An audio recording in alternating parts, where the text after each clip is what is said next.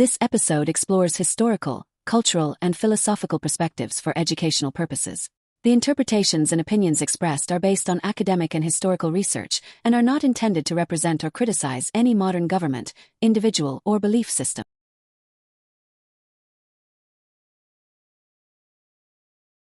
Today, we're going to connect the dots between an ancient idea that now powers your smartphone and the rockets that are exploring our solar system.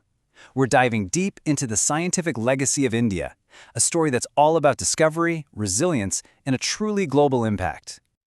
So let me ask you a question. What do you think connects the number 0, that legendary super strong steel you see in swords, and the basic layout of our modern cities? I mean, they seem like they're from completely different worlds, right? Well, it turns out they all trace their roots back to one place, the rich and, honestly, often overlooked scientific history of India. It's this incredible legacy that has quietly shaped our modern world in ways you might not even realize. So let's get into it. All right, we're going to start at the very beginning, in ancient India, where a whole series of foundational breakthroughs really laid the groundwork for math and engineering as we know them today. Think about this simple but profound idea. From one place to the next, it is 10 times. This is the genius behind the decimal system. By creating the concept of 0 not just as a number, but as a placeholder, it completely revolutionized mathematics. It allowed for unbelievably complex calculations and, no exaggeration, it forms the very bedrock of our entire digital world.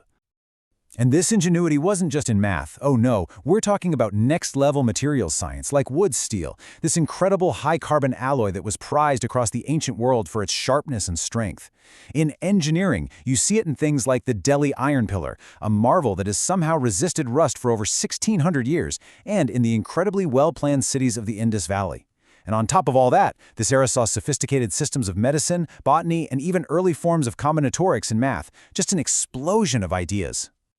Okay, so now let's fast forward a bit to the medieval period. And you know, a lot of people think of this time as a step back, but here it was actually a vibrant era of scientific exchange, a real melting pot, where knowledge from different cultures came together to create something totally new.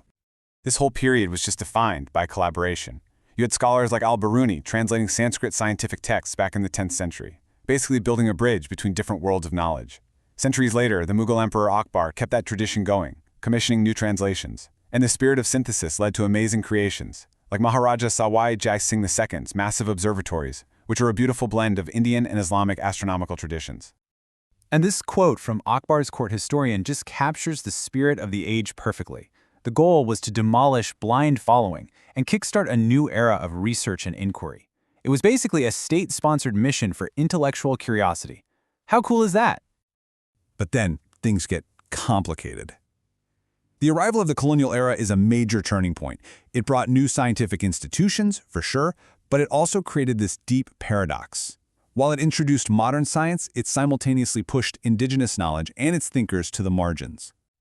So yeah, you see all these new scientific institutions popping up, but when you look closer, you see what they were really for. The Great Trigonometrical Survey, it was all about military mapping and resource control. The Geological Survey, its job was to find coal to fuel Britain's industries. Even the botanical gardens were focused on exploiting plants commercially, like finding cinchona to get quinine for malaria, which they needed to protect colonial officials. And if you really want to understand the mindset of the time, this one quote says it all. The hope was for native enterprise directed by English intelligence. It perfectly shows the attitude. Indian scientists were seen as the enterprise, the hands, the labor, while the intelligence, the brain, was supposed to remain British. And this wasn't just some abstract policy, it had a real human cost. Brilliant minds like Radhanath Sikdar, who is a key mathematician on that huge survey project, were often just called computers, basically human calculators. Their individual genius was just wiped from the official story. But you can't suppress that kind of genius forever. In fact, this period of suppression lit a fire, and something incredible began to happen. A scientific renaissance was dawning as Indian scientists started reclaiming their legacy and making their own mark on the world stage. And this era gave us some absolute titans of science. We're talking about people like J.C. Bose, a true polymath who pioneered radio waves and even built a device to prove that plants have life. Then there's the self-taught genius Srinivasa Ramanujan, whose ideas in number theory are so advanced they still blow mathematicians' minds today. And C.V. Raman, who uncovered a fundamental way light behaves, and Meghnad Saha, who wrote an equation that, for the very first time, let us understand what's actually going on inside stars. And this wasn't just happening in a vacuum. The world noticed. In 1930, C.V. Raman won the Nobel Prize in Physics for his discovery of what's now called the Raman effect. It was this huge landmark moment. He became the first person from Asia to win a Nobel in any field of science. But here's the really crucial part. These pioneers were more than just brilliant researchers. They were institution builders. They understood that for this renaissance to actually last, they had to create the universities and labs that would empower the next generation of scientists. So after India gained independence in 1947, that institution-building mission just kicked into overdrive. Science and technology became totally central to the new nation's identity, and the goal was crystal clear: build a modern, self-reliant scientific powerhouse. And there were these key architects, these visionaries, who really shaped this new era. You had Homi J. Bhabha, who drove the atomic energy program with the dream of energy independence. You had Vikram Sarabhai, who founded the space program and set the nation's sights on the stars.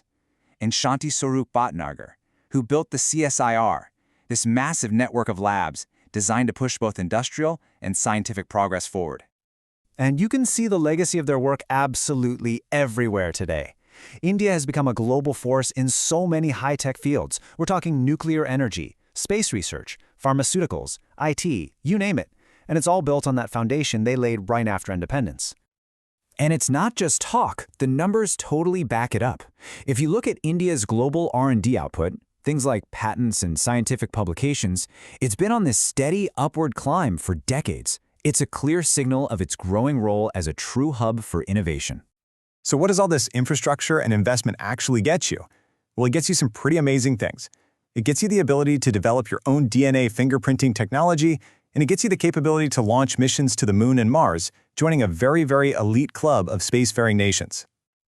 So when you pull back and look at the whole picture, it's just a remarkable story. From the totally abstract concept of zero to the very real, tangible hardware of a Mars orbiter, it's a journey defined by that foundational ingenuity, that unique ability to synthesize ideas, incredible resilience through tough times, and finally, a powerful scientific renaissance.